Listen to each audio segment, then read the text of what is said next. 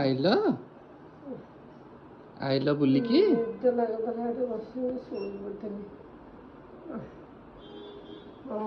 ଆଉ ରୋଲ କରନି ବୁଲି ବୁଲାକି ଆଇଲେ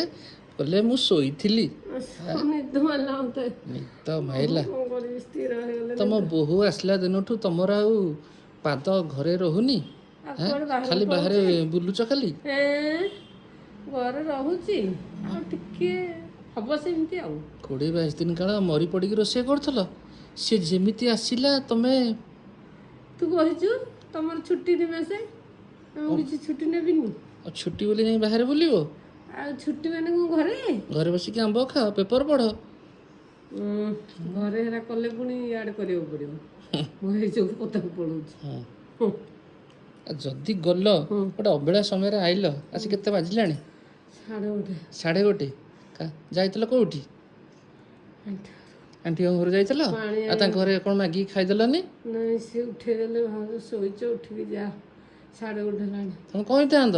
1:30 ତ ହେଲାଣି ତମର ତ ରୋଷେଇବାସ ସରିବଣି କ'ଣ ଦୁଇଟା ଦେଇଦିଅ ମୁଁ ଖାଇଦେଇକି ପଳାଏ ସେମିତି ଆଉ କହିଥିଲେ ହେଇଥାନ୍ତା ଆଉ ସମସ୍ତଙ୍କର ତ ରୋଷେଇ ହେଉଛି ଆମ ଘରଟା ତ ପାଖରେ ଆଉ କ'ଣ ମାଗିକି ଖାଇଦେବି ଯାହେଲେ ବି ଜଣଙ୍କ ଘରେ ବସିଛ ମାନେ ଖାଇ ପିଇକି ଆସିବାର କଥା ନା ଆଉ